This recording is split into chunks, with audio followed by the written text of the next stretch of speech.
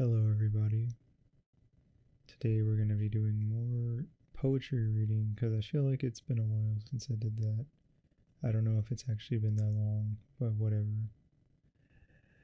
Anyway, today we're going to be doing Lewis Carroll, the author of Alice in Wonderland.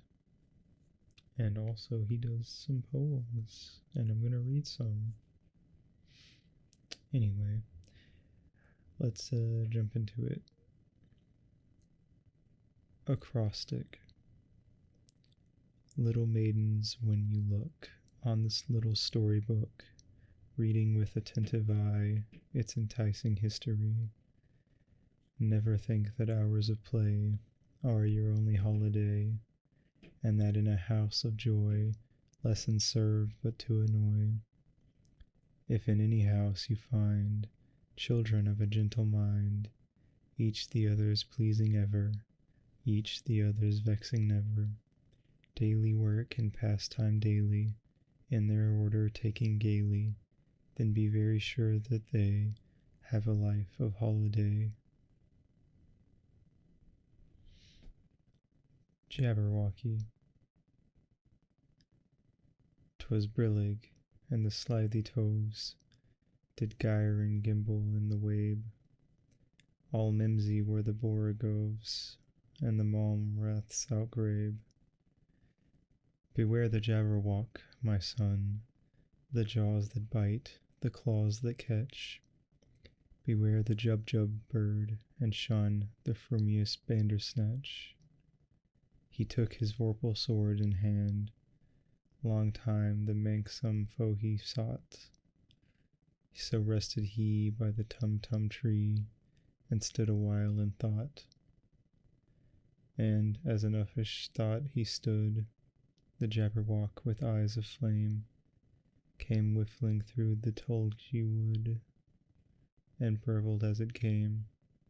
1, 2, 1, 2, and through the vorpal blade went snicker-snack.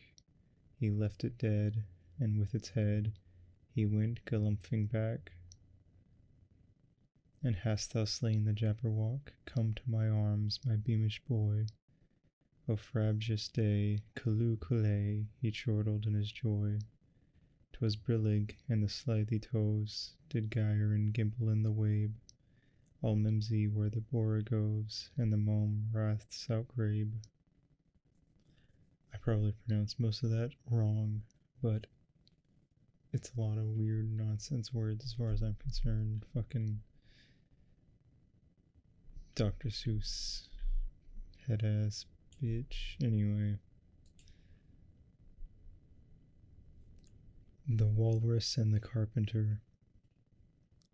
The sun was shining on the sea, shining with all his might. He did his very best to make the billows smooth and bright, and this was odd because it was the middle of the night. The moon was shining sulkily because she thought the sun had got no business to be there after the day was done. It's very rude of him, she said, to come and spoil the fun. The sea was wet as wet could be, the sands were dry as dry. You could not see a cloud because no cloud was in the sky.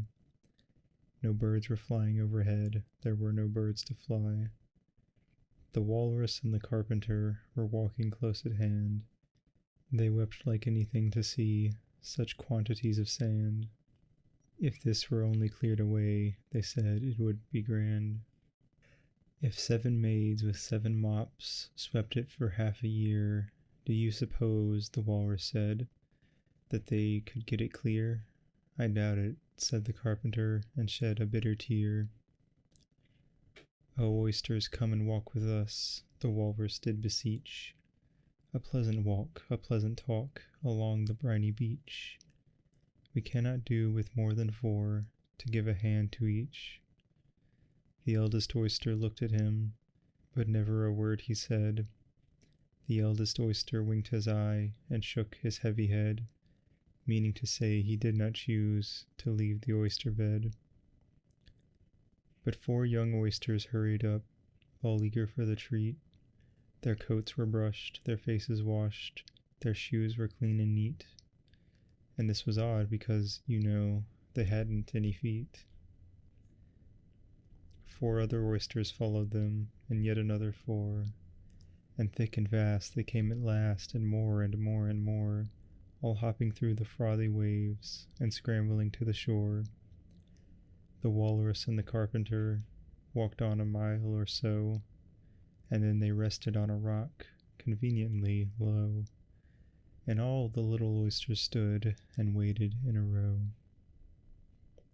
The time has come, the Walrus said, to talk of many things, of shoes and ships and sealing wax, of cabbages and kings, and why the sea is boiling hot, and whether pigs have wings.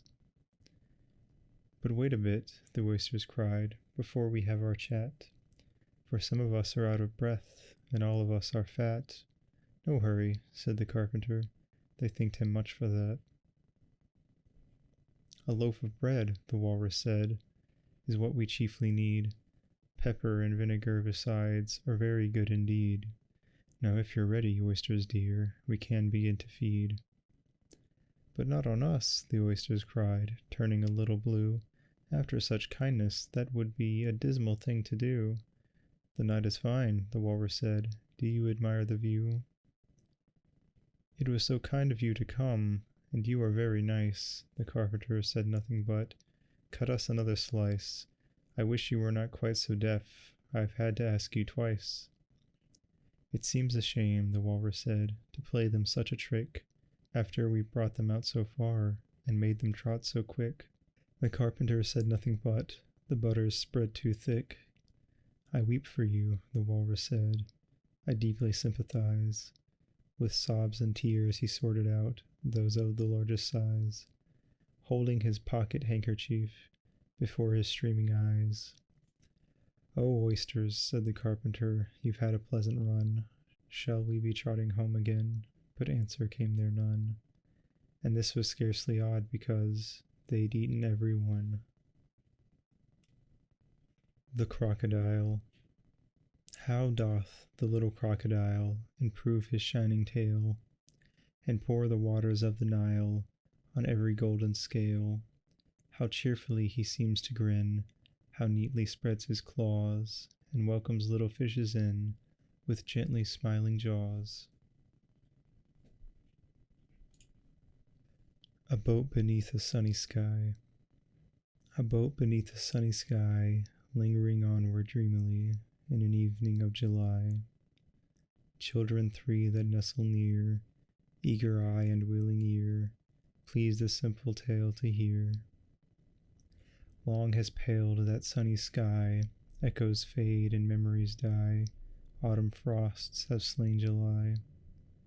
Still she haunts me, phantom-wise, Alice moving under skies, never seen by waking eyes. Children yet the tale to hear, eager eye and willing ear, lovingly shall nestle near. In a wonderland they lie, dreaming as the days go by, dreaming as the summers die, ever drifting down the stream, lingering in the golden gleam. Life, what is it but a dream? Alright, so that's about all I'm going to do for the night, but I hope it was a nice time. Anyway, have a good day, good night, whatever it is for you, and I will see you in the next video. Mwah.